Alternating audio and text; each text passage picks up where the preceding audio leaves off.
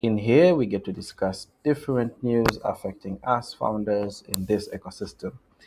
And it's an amazing week kwa sababu tumeweza kujua mambo mengi ma Forbes na manini. Tukianza na facts hapa, in 2022 only 3.6% of Tanzania population owned assets exceeding 2.3 billion each. Kwa hiyo mabilionea ni wachache sana hapa Tanzania. That's to say, and what do we do in the circle? We read the news. That's not just it, kwa sababu hata mtu mwenyewe ungeweza ku read the news, lakini we also share. We share different opinions, different understanding, facts, data ambayo mtu nayo on top of the news that is shared. So that helps to give us a comprehensive or a 360 understanding. Kwa maana I know something you don't, you know something I don't. So we get to understand more na kupata ile understanding inayotufanya tunakuwa ahead of other people, other players in the ecosystem. This news makes you ahead. So news number one, inasema the General Federal Ministry for Economic Cooperation and Development, BMZ, is committed to supporting businesses that drive positive change in developing countries. Through its develoPPP Ventures program launched in November 2022 and with implementation support from DG Impulse, they have just announced the latest cohort of Tanzanian startups receiving funding. These are Medicare, Hybrid Healthcare, Silabu, EdTech Marketplace, Tembo, Banking as a Service, Safiri, Travel Aggregation, and Yes ID, Know Your Customer. They will each receive 274 million. BMZ launched develoPPP in November 2022, and in 2023 it spent 12.3 billion in 45 portfolio companies from Brazil, India, Germany, Peru, Tanzania 11, Kenya 28, and Uganda 1. So this thing started back in 2022 and 2023. Halafu this year we have 5 cohorts from our country. That's a lot of money, 274 million. I think it was $100,000 wanatoa. It's a matching fund. Kwa watu wanaozijua ni kwamba you have another investor interested to invest, then those guys add some power in the investment. So there comes the matching fund. Na hongera zao, and this guy Tembo alisema to join within dakika ya 10 hivi to explain more from his perspective. Silabu alisema nimkumbushe, let me kumkumbusha. Lakini that is the news, guys. What do you guys think of this news, and what does it mean in the ecosystem? Karibu. Hongera zao actually kwa kuweza kupata hii chance. Kwanza sijajua actually watakuja hao wenyewe watajibu kwamba walikuwa wameapply, alafu pia is it a investment or a grant? Hii ni grant. develoPPP inakuwaga ni grant. It's ni grant, yeah, something like that, from my understanding.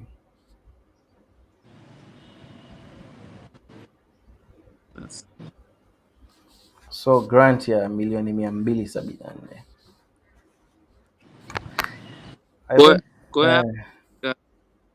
Katika paragraph ya mwisho ameweza kuelezea katika hii portfolio ya kampuni 45 ambayo Tanzania kaweka ni 11. Na maana apart from this kuna kampuni zingine ama startups zingine ambazo tayari zimenufaika kwa kupitia hii program. Yeah, before hii batch ya juzi nasema 2022 na 2023 kuna companies nyingine zilipata.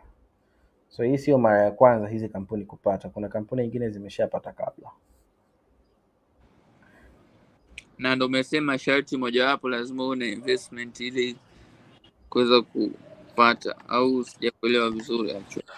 Yeah, so from our understanding, this is a matching fund. Yani matching fund ni kwamba wewe tena walikuwa wanataka I think a same level of investment. Yani when you have 100k and more kutoka kwa mtu mwingine anataka kuinvest in your company, then wao pia wanaleta that they bring together hiyo they give you also 100k.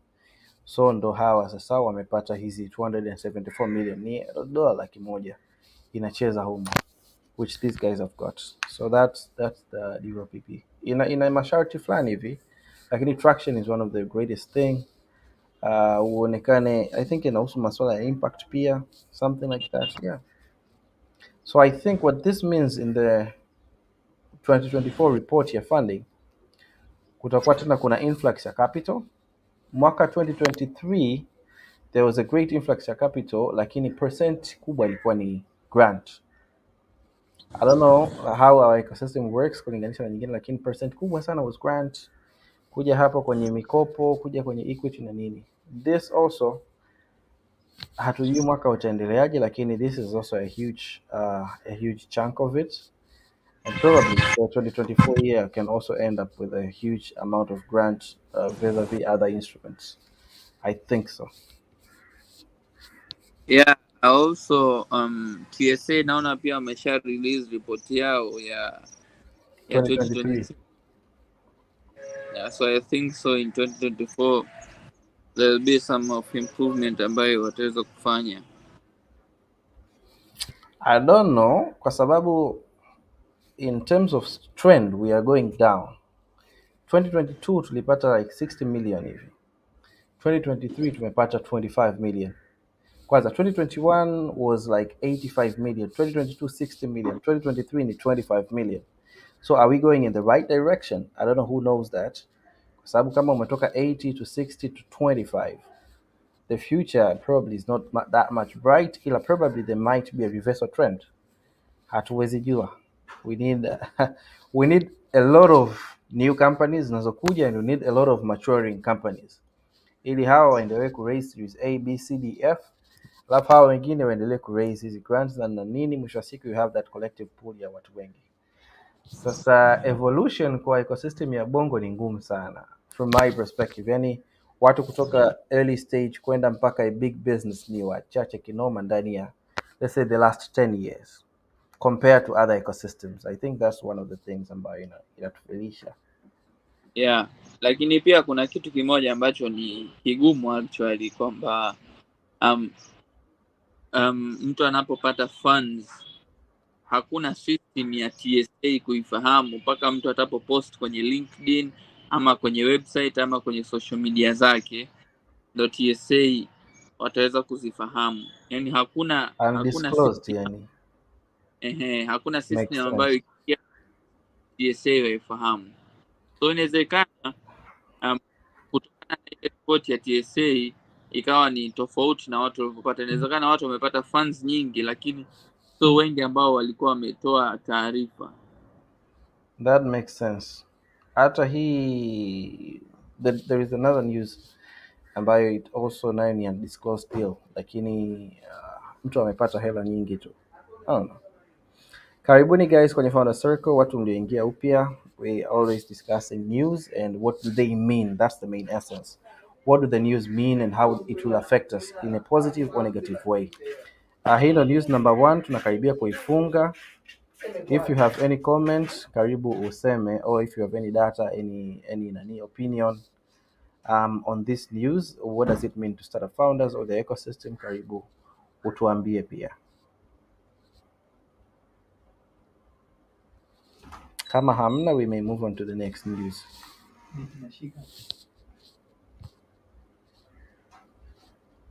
All right. So watu wameweka thumbs up, I think. Let's go to news number 2. So news number 2 says Dawa Mkononi, a Dawa-based startup that enables health facilities, i.e. pharmacies, to order and manage medicines, has received another investment from the Small Enterprise Assistance Fund, SEIF. This makes DM the first beneficiary of SEIF's new Daraja Impact Fund, supported by Swiss Agency for Development and Cooperation, SDC. The undisclosed fund, the same thing. Amount comes 14 months after DM received an equity-free grant worth 250 million from develoPPP. After all, Dawa Mkononi recorded revenues approximately 9.5 billion in 2023, and as of January 14 this year, the B2B pharmaceutical e-commerce platform has onboarded 2,200 customers across 8 Tanzanian regions. So this is news that is heavyweight, kuanzia kwenye funding mpaka kwenye investment itself, mpaka kwenye revenues itself. So basically, Dawa Mkononi is a company that made 9.5 billion in 2023.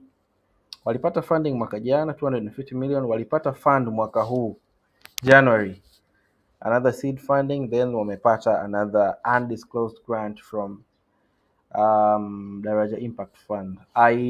Walitakiwa wawepo, lakini bahati mbaya wana kikao saa 11 hii. So he got to tell me what are they looking for, vigezo vyao vikoje na nini. I'll just explain that, lakini karibuni kwanza kwa what do you guys think of this and how does it mean, hawa ndo wa kwanza, by the way. So probably this opens doors for people like Gerald or Muhammad in the next cohort. Anybody else with a comment? Karibu, you can raise your hand, we can discuss this more. Um, okay. Karibu Magoge, pendeleo. Okay, can you hear me?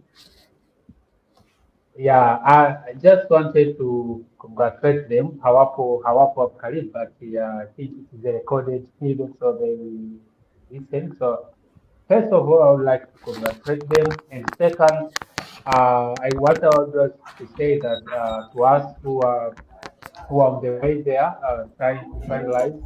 That's the advantage of having of starting getting funds. It's very difficult to start at first, but once you receive funding from one investor, you will start rejecting them because they will start coming. They see the numbers and they get excited. They want to be part of the big achievement. So for Dawa Mkononi founders and the people behind them, it's a congratulations to them. And it's to us who are on the way there. It shows how hard work pays because once you get the issue is getting the first person to invest in you. It's a big deal. But once you get first person who can put the money, you find that like develop can put money.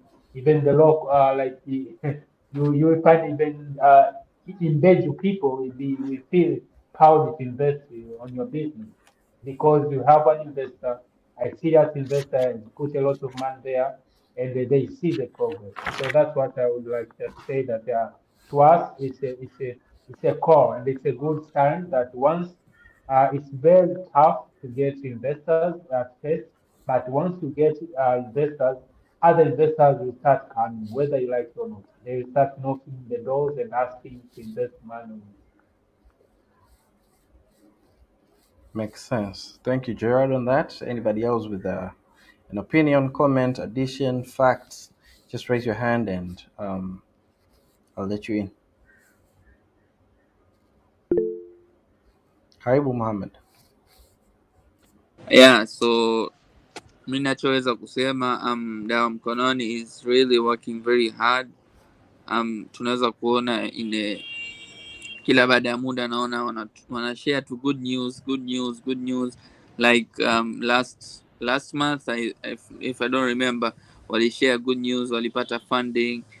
Yeah, I see they're expanding, but they don't just hawapati to good news, but they work hard. But I also nimeona juzi hapa wamepost another thing kwamba wanataka watu waweze kuwafanyia training. It's na Okay, organization yeah. nyingine mtu kuweza kumruhusu aweze kukufanyia training is something hard, but for them in order wameweka hivi ili kuweza kugrow. So nachoweza kujisisitizia sisi ambao tunaweza kuona kwamba tuweze kuchukua mazuri kupitia wao, tusiwafanyie as a competition but just learn from them.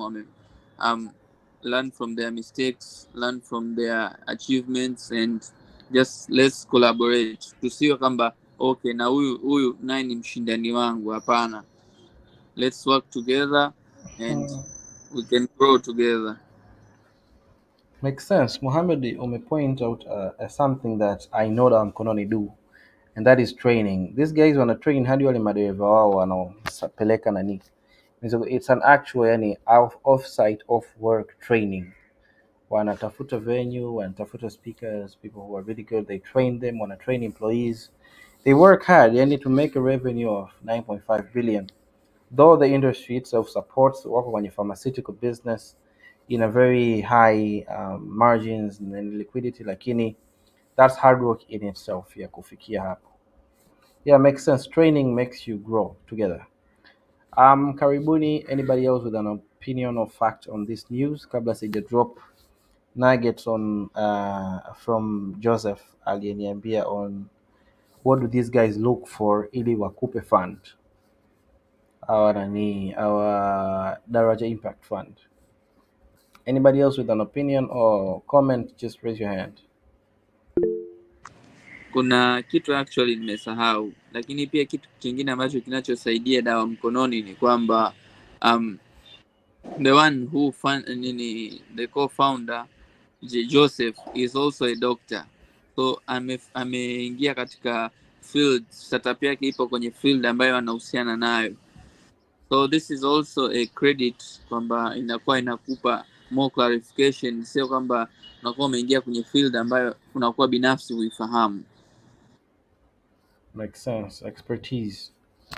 Yeah, wote co-founders wale ni madaktari wale wakubwa wawili, Clemens na Joseph. Wengine pia wapo. Alright, so Mohamed anasema Uncle Biggie. Alright, so I talked to Joseph, as I said before, akaniambia what, inakuwaje yani Daraja Impact wanaangalia nini ili waweze kukufund. So I sema number one, hakuna kitu clear ambacho wanakuambia, lakini this is what he thinks. Kwa sababu one of the requirements ni kwamba company has to be 2 years and above. 2-3 years and above in operations. Alafu katika operations zako zote they need to see financial statements, audited ones. Ambazo sasa hapo kampuni nyingi za kibongo hatuna, tupiga janja nyingi, receipt hatutoi nini. Akasema that is very crucial, which they do their best. Mambo ya receipt nini, kuweka mambo data room iwe poa. Hata kwenye ile session alifanya na TSA aliemphasize kwenye data room masuala haya yanani taarifa na nini za kampuni ziwe zimenyoka. Then ela aliyopata ni grant, alafu traction is a must. Uwezo ndio hiyo 9.5 billion. Then kwenye hii fund ilikuwa the biggest impact, yani uonyeshe impact on women and youth. That is the key thing. Yani uonyeshe kwamba how are you helping women and youth, not only as customers, lakini wao walianza from within the company. Hires, watu walio hire na nini, kuja mpaka extend kwa customers, hivyo women and youth. Alafu pia hawa walikuwa wanaangalia kama umepokea fund before ama una high chance yani unapewa, let's say kuna application umefikia level za mwishoni za kupewa fund, ndio hawa jamaa wanakupa fund. So mwenye nacho siku zote anaongezewa as the Bible says. Kwa hiyo those were the issues ambazo wanaangalia ili waweze kukupa funds. So yeah, anybody else with a comment before we wrap this news up? Twende kwenye mambo ya Forbes.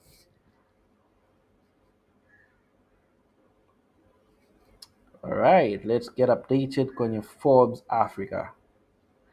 So bana, Forbes Africa has included Kelvin Usiri, CTO at Ramani, and Priska Magori, CEO of 1010 Inc., aka Smart EFD, in its 2024-30 and the 30 class.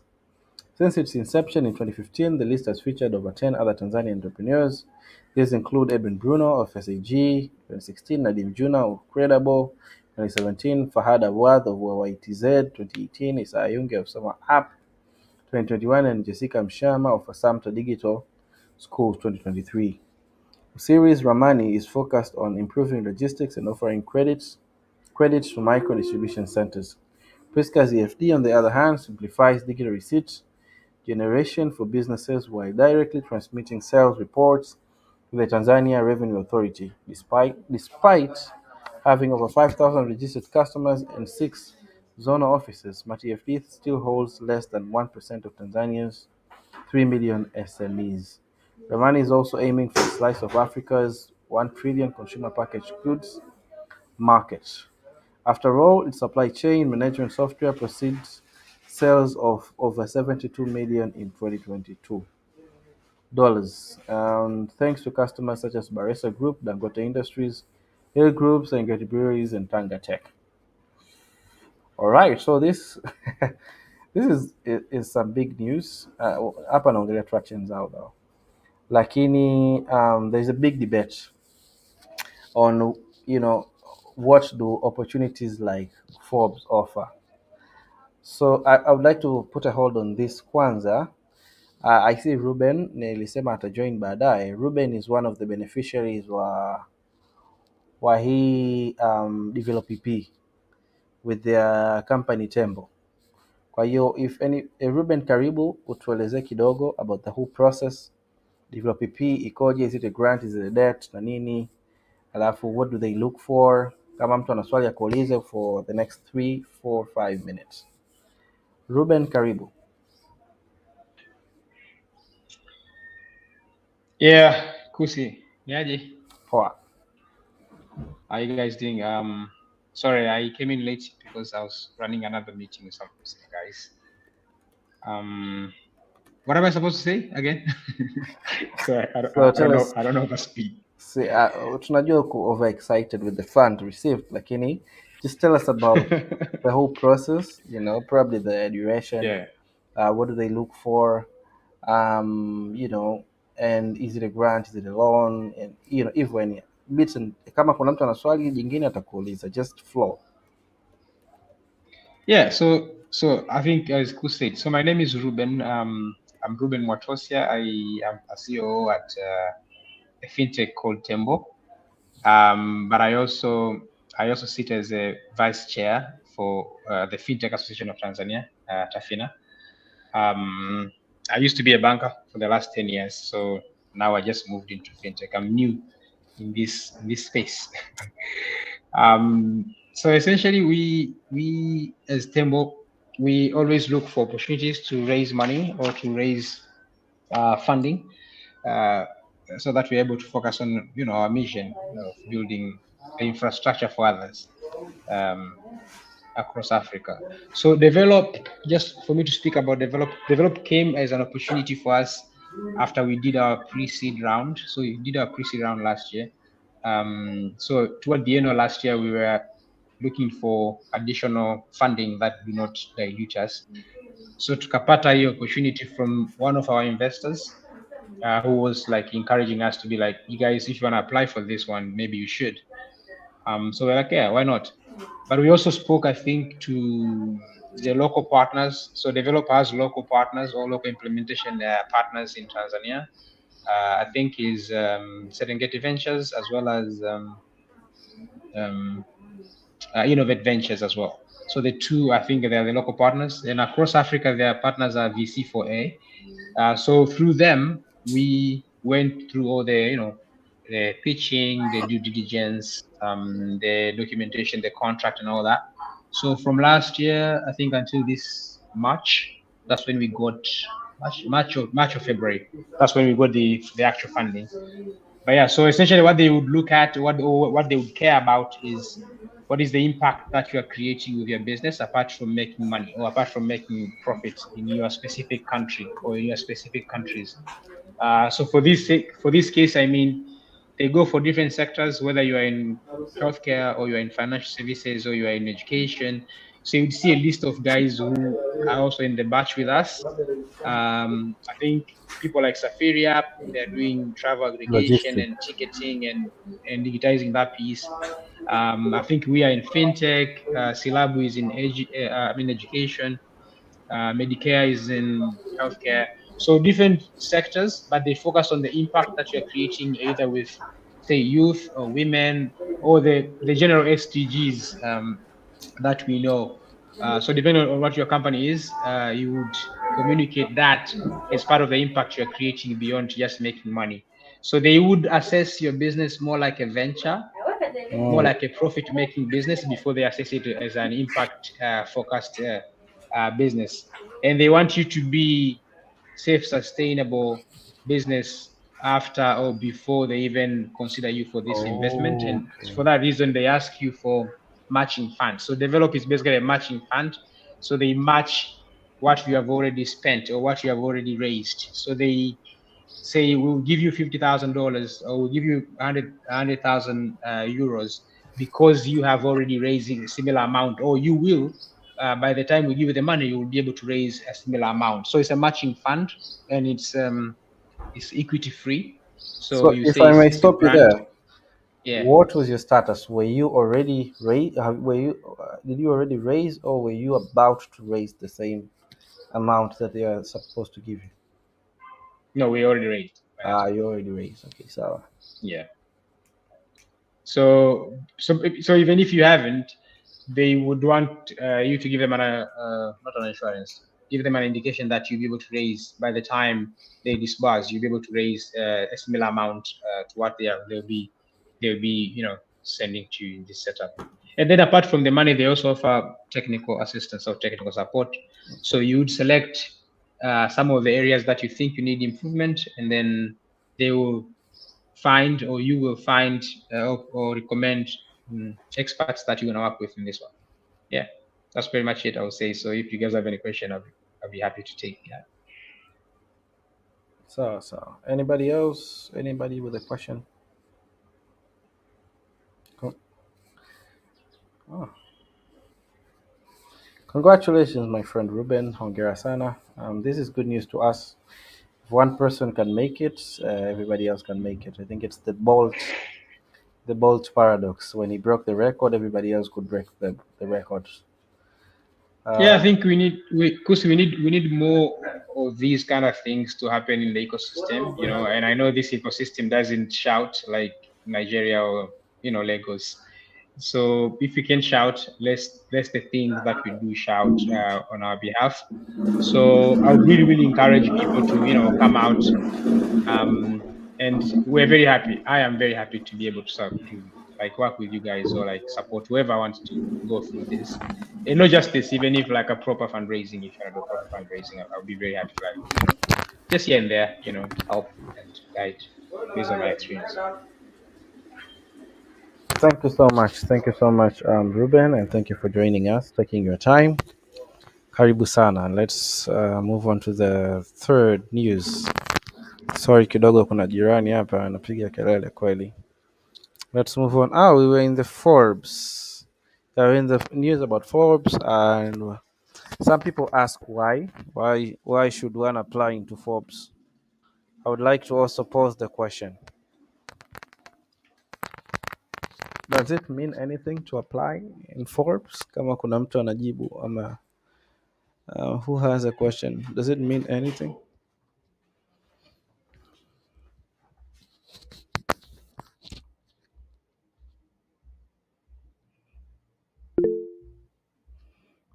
Karibu, asante.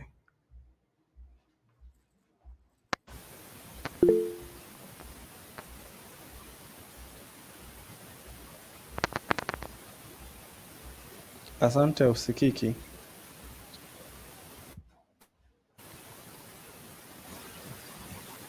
Asante, hatukusikii.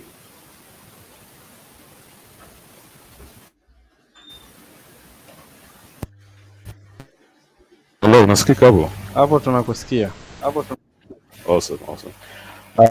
I think I'm not too sure, but I think any press is good press. So as long as you can get your name out there, and Forbes has a huge network of readers, I think it could be good to get your point across. Lakini other than that, sina uhakika sana. Kwa wengine wanajiita wagumu. They just do the work. We don't need press. Is Isai in this forum? Yeah, Isai is in here. Yeah. Yeah, I should answer that question. He told me something 2 days ago, so about the same thing. So Isai, if you're here. Isai, karibu Isai.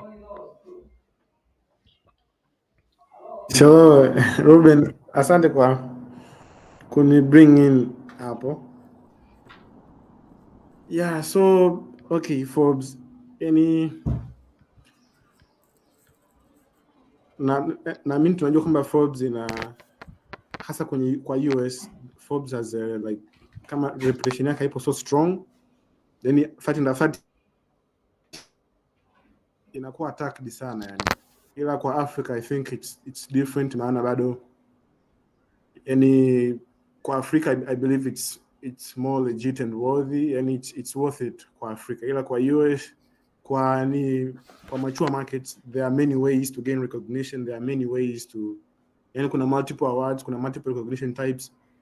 Kwa unakuta watu wengi kwa kuwa na options nyingi, unakuta they downplay 30 under 30, maana unakuta kwa mfano labda kuna ile fear fellowship, yani kuna vitu vingi ambavyo unaweza kufanya ukapata PR na ukagain reputation nzuri kuliko Forbes 30 under 30. Lakini kwa Afrika unakuta we only have a handful of legit awards kwa young entrepreneurs. Kwa hiyo I believe it's a good thing na it's worth it, maana ukiangalia it's only 10 years old, yani 30 under 30 list ya Afrika, so it's still early, na ukiangalia unapata almost year round press. Na last time nilipoongea na Ruben kwa nasema kama unakuta most startups unakuta they hawafanyi PR, and most startups don't do PR. Kwa hiyo unakuta when external people want to learn about the ecosystem, and if people are quiet, it means watu ambao wanakuwa nasikia ni wale au ecosystem inaonekana ipo kimya sana. So hizi movements za Smart DFD au Calvin Osiri, at least for external people inakuwa ni easy for them to gain interest into the ecosystem kwa sababu umeshapata stamp of approval from a body ambayo inaheshimika internationally. So I believe it's something worth going for. Yeah, as long as you're not paying to get the award, I think it makes sense to apply. Makes sense. No. Sasa I think Kusi, just to add on that, on the first Isai na the last person ambaye ameongea. Kama alivyosema mtu wa kwanza, any press is good press, right? In other words, I'm saying if you're famous, you're famous, right? Use it to your advantage. Nafikiri Ian wa Ramani alikuwa anaongea publicly kwenye ile 40 days 40 fintech initiative kwamba they didn't get a chance to tell their story before they raised money, right? So they went to IC, they didn't tell people about it. So the other way of saying it is, he's saying it is good to tell your story right away from day one so that people are aware of who you are and what you're doing. Kwa sababu ukishafika mode ya kugrow, you want to be able to hire people, and people want to work with you if they've heard about you before you went to, recruit them. I'll give another example. So for those who know me, I'm very active on LinkedIn, and I have a newsletter right now that I'm running. And I used to work for Nala, right? So most of us would have heard about Nala before we know what Nala is doing. Yeah, but sure. Most of us wouldn't know what Ramani does before Ramani comes to us, if you know what I mean. Sure. So if Forbes comes to me, or if I have to apply for Forbes, I'll do it. Like, even if I have to be featured 10 times, I'll do it. Or if my company has to be featured 5 times, I'll do it. The 5 times that I have to, because any press is good press. And in that note, what I want to say here is, if you look at the list over the years, you see there are more Nigerians and more Kenyans and more South Africans probably, but very few Tanzanians for whatever reason. We tend to, like, you know what I mean, right? So if you get any chance to be featured on the Citizen, on Forbes, even if you're able to be featured on Clouds FM, like any media, as long as it pushes you like a bit further, take it. Bongo tunatengeneza value tu, bro. Value identifies us. Yeah, makes sense, Ruben. Yeah, Ramani nakumbuka walipata ile 30 million, it was 60 million. Kila mtu anajiuliza Ramani anafanya nini, mpaka wamepewa funds. Their Instagram was like blank. Kulikuwa hakuna kitu Instagram zaidi ya their team photo or something. I think I think he has said it himself kwamba ingekuwa better wange. I'm on mute kumbe. Yeah, you make sense, Ruben. And kama unavyosema, Ramani walipata that $30 million, I think ilikuwa credit. Alafu kila mtu alikuwa anajiuliza Ramani ni nani. Hata ukienda kwenye their Instagram, it was like blank. Kulikuwa hakuna information na nini. I think he has said it better himself kwamba, you know, getting known is one step. inakupa credibility kwa stakeholders, investors, customers, employees, because you're looking to attract people sometimes. If people don't know what you do, it's hard for them to follow you. Makes sense. Kwa hiyo yeah guys, apply to Forbes 2025. Hata kama hauna revenue. I don't know if they take guys with no revenue. I think Ian angekuwepo angetupanga vizuri.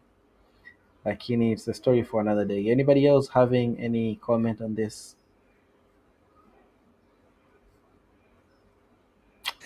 Hey, one last comment, please.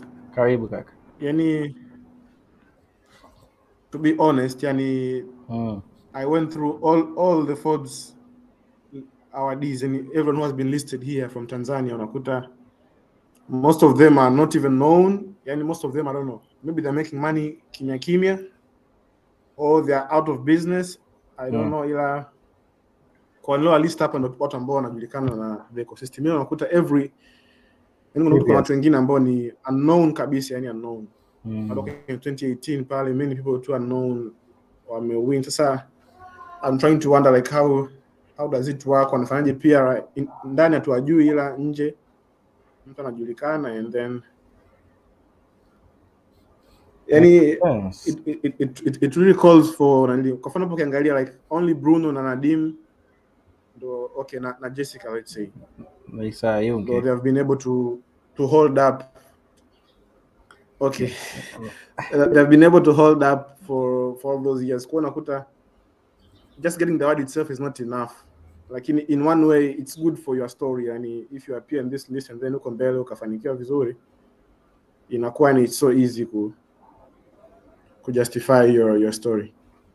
So you have to be able to hold water.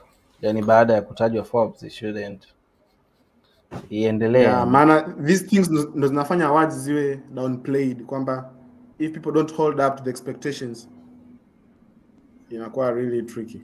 Makes sense. Makes sense. All right. So thank you for that. Let's get to news number 4. Ili tumalize on time.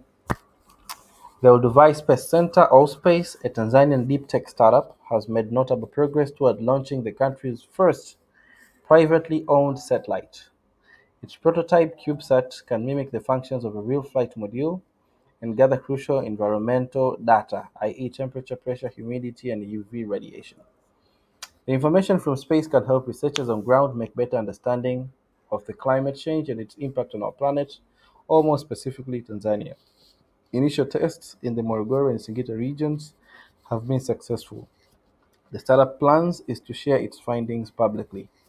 Our space mission is also to inspire the next generation of Tanzanian scientists and engineers. Its CEO holds an AMSc in physics, University of Eastern Finland, and a bachelor degree in electronics and telecom engineering from DIT. All right, Isai, I need a little bit of clarification. Easy tests za Morogoro na Singida ni kwamba the satellite is already up and it's capturing data from Singida and Morogoro, or what has been successful in Morogoro and Singida? Yeah, so there's this guy Leonard Shayo, and he's systems engineer as a media. Okay. Like very smart and talented. Now he's been doing this startup even before joining as a media. So it's been going for years. Now because it's difficult to fund vitu kama hivi, progress imekuwa slow. Ila this time tumesema ni prototype kwamba it's something ambayo ina mimic an actual satellite. Kwa hiyo just something ambayo can fly above the earth's surface, na it can fly as a drone, hii flying module as a drone, alafu ikaanza ku capture temperature yani on earth, lakini ina assume kama ndo satellite ikiwa outside the earth. Kwa hiyo that's the first step towards building an actual satellite. Maana you have to prototype something like a sample or something like that. So ina fly to you, ina capture hizo temperature, pressure, humidity, and UV radiation, and then they can improve from there. Sasa hadi ifikie point sasa ya kupata hizo enough capital ya ku maybe shoot a satellite into space. Kwa ndo wameanza kutest hizo Morogoro na Singida. Kuna picha zao zipo walivyokuwa wanafanya testing. Okay. I think it's a really good thing, yani unakuta vitu kama hivi ambavyo ni Oh. maana nikaweka pia na credentials zake ili mtu asije akahisi kwamba this is like a part-time project au ni mtu ambaye haelewi anachokifanya. Makes sense. I mean, this is good. It's good news. And last week, I think, the week previous, the week before that, tulikuwa tunamwangalia kuna mshikaji fulani wa Congo. He's building rockets out of reusable materials, and he has been able to do like 5 tests. The next one that they're launching, itakuwa in like an actual rocket. It breaks twice before hitting the low orbit kwa ajili ya revolve around the Earth. So I mean, this tukauliza the main question was, will Africa ever catch up to the world ambavyo inakimbizana na technology? And news like this coming from this region makes it gives us hope kwamba we can be hata tukakaribiana kwenye race ya towards being kuwepo kwenye technology space. Karibu Muhammad. That is my thought on this. If anybody you have any comment or opinion, just raise your hand. Asante, karibu. Upendeleo kidogo. I just wanted to mention that for Africa, if we can do more in this ecosystem for space stuff, we have, like, the fact that we're so close to the equator is also very good. It's very easy to launch satellites, rockets from the equator. And also there's not a lot of congestion in our area. In our space, in our planning. So makes sense. So I'm a startup. Although it's also very expensive, and there's no infrastructure for like shooting rockets into space. I think in Kenya at the coast, kule, walishawahi to launch Italians. I think they launched some stuff in the late 80s. I think also in Zanzibar there's kuna kitu kama hicho. Yeah, Zanzibar. Yeah. Zanzibar walibomoa the center kwa Zanzibari. Walibomoa the center. Ilijengwagwa walitaka wafanye hapo Zanzibar. Wananchi waliandamana or something wakademolish the place. I was in the news discussion about that, nakumbuka. Na mmoja aliandamana na wakaibomoa alikuwepo. He was telling about that story. There was kind of a myth circling around. Karibu. No, continue. No, karibu. I was just storyfying.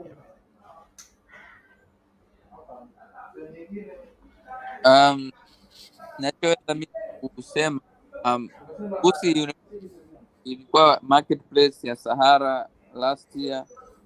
Hao jamaa walikuwepo. Sasa sina uhakika kama ni hawa au ni wengine. That's why I wanted to ask. Wale waliotengeneza jet engine. Wale I think na wengine. Kuna wengine walikuwepo wa satellite. Walikuwa banda la kwanza. Remember. Walikuwa na madude yao, walikuwa wanatumia solar. Okay. Hapana, I think sikupita au sikumbuki. Basi that's good kama walikuwepo kwenye exhibition. Sasa I don't remember ni hawa Ole Space au sijajua. Labda Isaya aweze kuclarify kwa sababu wale nakumbuka walikuwa wanatumia solar kuweza yani kupata power kwa ajili ya hiyo nani? Yeah, kwa ajili ya hiyo satellite yao. All right. I don't actually remember. So anybody else with an opinion, facts, data to supplement this, karibu, au tuweze move on to the next news. But this is a whole different field. Yani, I think in a players kama sio yeye mwenyewe ni wachache sana. In East Africa itself, najua ni wachache sana. To our counterparts hapo. So congratulations to them, by the way. So number 5 inatoka Zanzibar and says across Zanzibar, financial inclusion grew from 45 to 82% in 2017 and 2023 respectively. 2017 to 2023 and 2023. Okay, so this advancement is attributed to the widespread adoption of mobile phone-based financial services, which has increased from 38% to 78% in 2023. That is according to FinScope Tanzania 2023 Zanzibar report, which has been recently launched by the UK-funded Financial Sector Deepening (FSD) program in Bongoland. In parallel, the number of excluded adults in Zanzibar has reduced by two-thirds, reaching 112,000 in 2023 compared to 318 in 2017. This is particularly noteworthy considering the 27% growth in adult population during the same period. In addition, the increase of bank account adoption from 15% to 25% has helped drive inclusion. Virtually all residents 100% live within 5 kilometers of financial service provider. National ID NIDA ownership also remains high at 74%. Mobile phones penetration has increased 73 to 86%. Internet access has expanded from 39 to 52, and smartphone ownership from 24 to 39%. Over half of respondents engage in saving activities, up from 32% in 2017, while 44% borrow money, a figure which has remained relatively stable since 2017, which was 42%. Also, more people in Zanzibar have tried digital merchant payments through Lipa Number, 9.3%, Azampay, 2.6%, POS, 0.4%, and QR code, 0.5%. However, monthly usage rate remains low.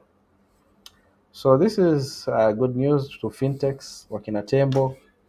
As always, the fintech inclusion in Zanzibar imekuwa.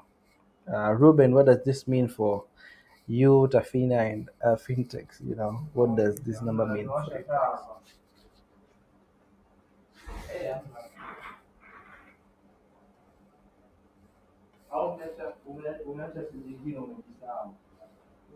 Hey, Ruben, unanisikia? I don't know if you hear me. Yeah, I can hear you. Oh, yeah. I don't know. You know, that's my shortest answer. But I think for us, this is all good news. So you will see mobile money will go before fintechs in most cases, and then they'll get people to try the product, and then in a month or two, people stop using it. Like the retention is bad for whatever reason, right? And as a fintech community or as a fintech operator, our job is to be able to capture what has been left or what has been underserved, right? I see parallels between this report and the one that we saw last year. Okay. For the mainland.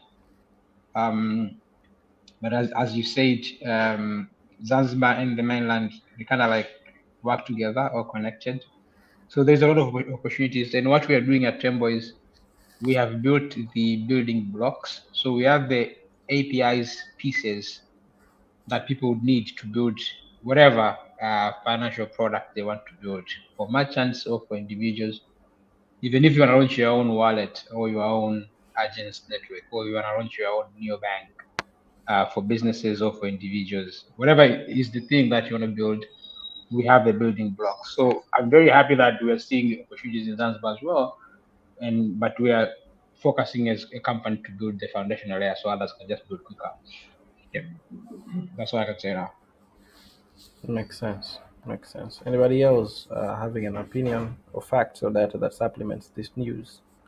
Karibu to share.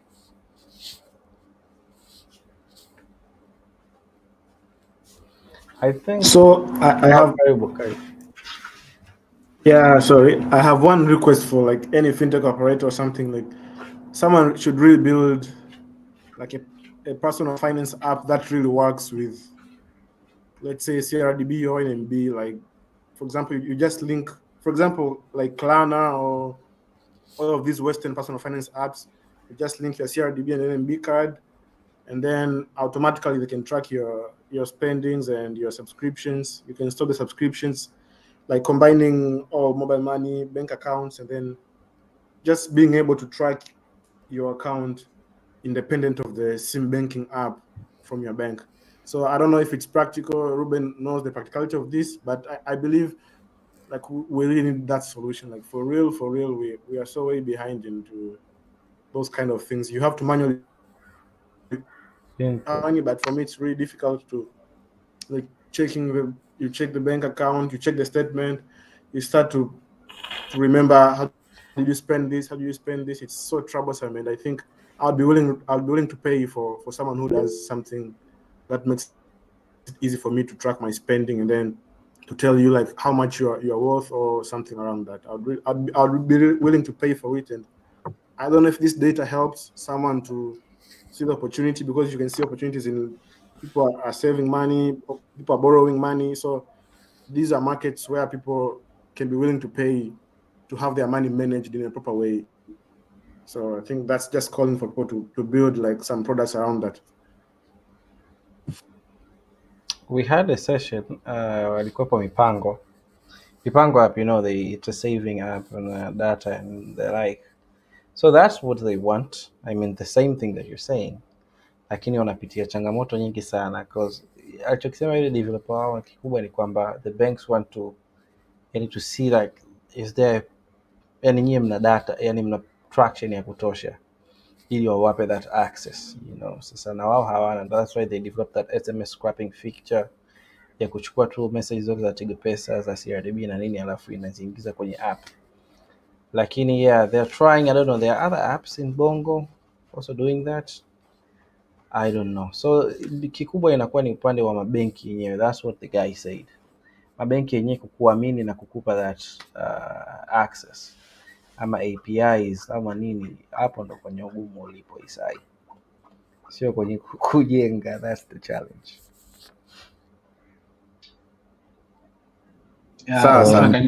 If I can contribute, so you guys know about Plaid in the US, right? If you guys don't know, so Plaid basically had the same challenge with the banks in the US. To get the data from all the banks was an issue. So what they did is they went there, they did what the hackers would do, right? So hack your way into it. Plaid, Plaid, right? So Plaid did that, and today I think they are the biggest player on top of which all the other fintechs have been built on. I'll type that. Don't worry, I'll type the name. So they did that way to just get the data from the banks, and that way people like Klarna will be built on top of Plaid, because now you can aggregate all your data into one app, and by one app I mean any app. So Plaid became the API layer that can fetch your data from your bank or your banks in this setup. But obviously our market is a bit different, and I think I have spoken to Lillian a couple of times. I know the challenge that she's facing with the team, but we should be able to find ways. That's what founders are supposed to be doing. Like we always say, figure it out. So we should be able to figure it out on how we want to do this, as long as people like Isai want to use the product. So I expect Mipango, people like Tausi, to be able to figure this out, because that's what they're supposed to be doing. And myself, I have a very good background in banking. I'll be very happy to help and guide, as long as I see people who want to really build it. And then I can also bring in whatever Tembo is able to do for them. I'm saying whatever Tembo is able to do for them, because I know some partners or some banks would need you to have like a partner who's licensed, or a guy who is already, like they know they have worked with, and we are working with a couple of banks already. So yeah, so we should be able to figure it out. I'm not saying I know the answers, but I'm saying we should be able to find answers. Cool. Raise a hand. Can I talk? Yeah, karibu. Quick question, Ruben. You said that you have experience kwenye banking. Have any one of you guys amejaribu kupata APIs for processing Visa transactions and Mastercard transactions kwenye their payment solution? Because at our office we're also working on building some sort of payment solutions for our systems inaitwa SkyPesa. So nipo kwenye process ambao nataka pia tuingize methods za bank, but actually sijaanza hiyo process. So since Ruben umesema pia una experience on that, I thought I should maybe raise it up. Ruben, inabidi wache namba yako. This is the second person mtu anakuhitaji. No, you know the funny thing is, I'm actually having my lunch, which is kind of like dinner. So you guys, if you hear me chewing, it's mind, yeah. Don't you know? Sorry, but yeah, it is what it is. So yeah, I think kama unataka API for card processing ama card acquiring, as they call it, it depends who you're working with, but there are two ways to do it. The first one is you go to a bank, and the bank becomes your sponsor. So essentially, the bank gives you what they call a bin. A bin is more like a pool account for you to acquire those cards. And then there's a fee that goes to MasterCard or Visa. The bank will take care of that, but they'll charge you know, some money. The other way to do it is you can connect to an aggregator or a program manager. In this case, a program manager will be like Cellcom or Onafric, MFS Africa. These guys will be able to help you do the acquiring, and they give you the APIs. The quickest would be to use these guys that I've just mentioned, Cellcom, Onafric, and there are some other guys who are able to do that. Flutterwave is also able to do that. Salient, I'm not sure, but I think they should be able to do that. But if you go with a bank, it's a bit slow. But in terms of commercials, again, you might be better off going with a bank. I know a few banks that I can direct you to if you want to. If you want my recommendation. Yes, please I recommend some banks. I have some connections to these people. I'll send you Ruben's number in your WhatsApp, Prosper. Don't worry. Okay, thank you, brother. Cool. Right, Asanteni for your input on that. I think Founder Circle has now implemented the first partnership successfully. So, number 6 says as M-Pesa, esteemed telecom independent e-money transfer services has launched the pocket money card designed to help parents manage their students' spending and teach financial responsibility. The card functions as a student ID and allows NFC-enabled payment for school-related purchases. As a result, Tanzanian parents can easily fund and track spending, while schools can make their payment processes more efficient. Students can cash out funds at the end of the term through designated agents. As M-Pesa believes the card can help students develop good financial habits and positively impact boarding education institutions. These guys are really innovative. They usually think their way around, and this is a good thing. Andre Philip, karibu sana on this.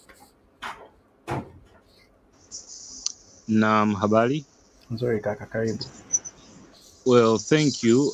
Well, basically kitu ambacho najaribu kuongea mimi doesn't have anything to do with what you just read, but it's something ambayo nimekuwa nayo for a very long time na sijaona traction kubwa ikitokezea kwenye hii industry. So basically nimekuwa nafanya kazi kwenye the mining industry here in Tanzania for around 6 years now. Na there is a lot of opportunities ambayo nimekuwa naziona kwenye upande wa hii sekta ambazo sioni watu wengi tukijaribu kuzi take over hizi opportunity.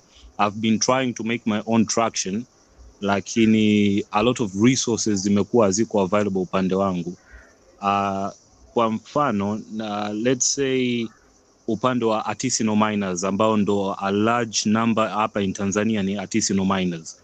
Kwa asilimia kubwa makampuni makubwa mengi zaidi yenye uwezo wanakuaga tayari wako established kwa sababu wana resources nyingi juu yao, lakini ukiangalia a lot of those resources kama machine ambazo wanazitumia nyingi wanazitumia ambazo ziko in large scale, lakini the same machines can be applied in small scale, lakini the only problem ambayo tunaiface kubwa is that no one is there creating those kind of equipment kwa ajili ya hawa artisanal miners.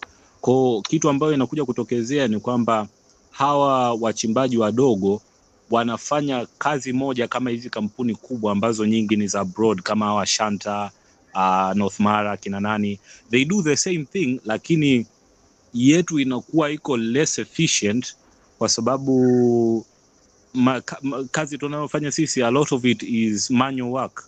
Unakuta kazi ambayo inaweza kufanyika within an hour can take 2 days, kwa sababu kudrill, mtu kama hana compressor, hana drill rig au hata hana rig ya kawaida tu ndogo ya kudrill, inabidi abonde hilo jiwe kwa nondo, which is something that's very very labor intensive, because ni kitu ambacho nimekiona happen, because even mimi hapa nilianza as a artisanal miner. I wasn't mining physically mwenyewe. Sorry Andre, I'm not, yeah. I don't want to pop your balloon hapo Namna.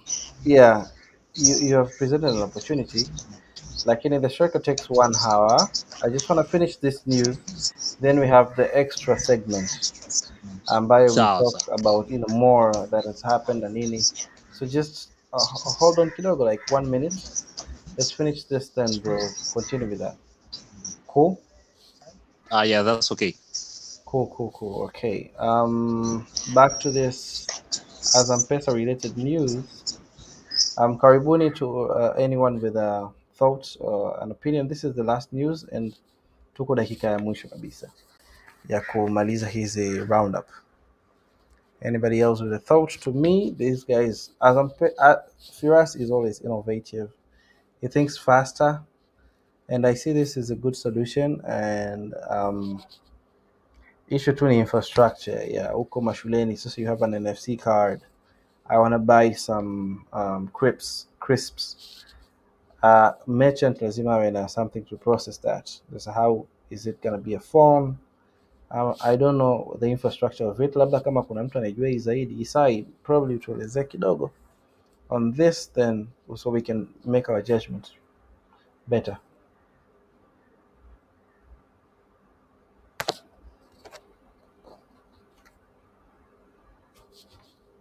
Yes, hello. Yeah, we can hear you. Yeah, so basically, by the way, he type your card.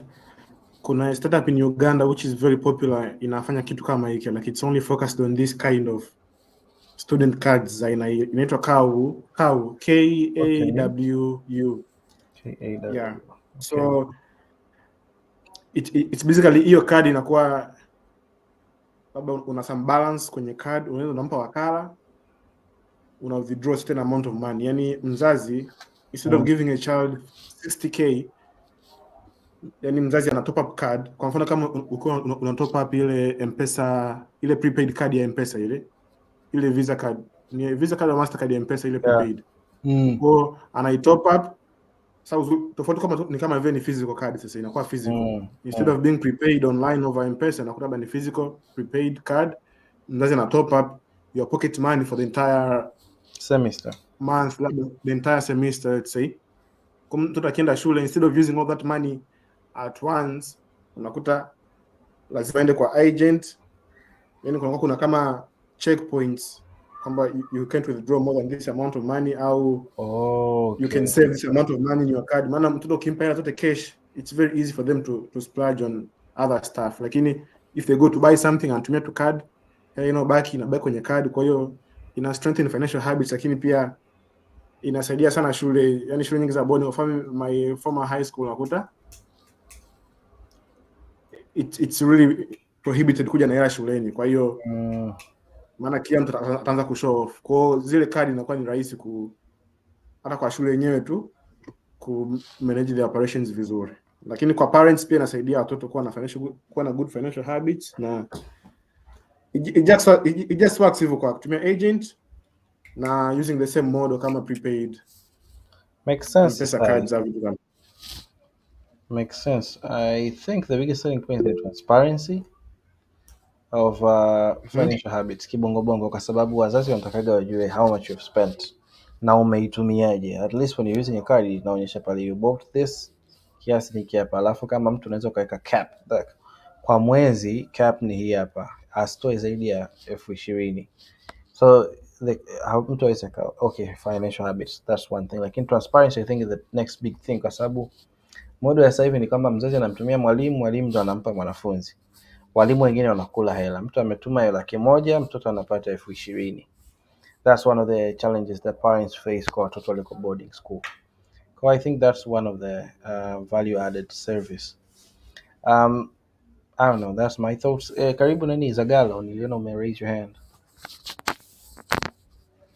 as we are winding up. I wanted to add on that kwamba I think since kwa mfano Azam Pay wana work with I think through Saraf, which is one of their one of the company ambayo iko chini ya Bahresa. I think kuna namna wanafanya kazi na this maduka na nini, so I think it might be easier even to work with hizo like hizo shopping centers au kama kuna sehemu hizo schools, so it will be easier kwamba mtoto anaweza akaenda pale akascan kulipia bidhaa. I think it might work in that way, and if we wamepanga kufanya katika namna hiyo, I think it's more efficient and convenient. That's a big thought, man. Kwa sababu they're using the infrastructure ya Sarafu to do that, because I think Sarafu wana transition kwenda kwenye wateja kulipia kwa Azam Pesa wakiwa madukani, and they get something of a bonus or something. So yeah, that makes sense. Okay, karibu Muhammad. Jamani, tumefikia mwisho wa round up by the way, so tunaanza the extra points kutoka hapa.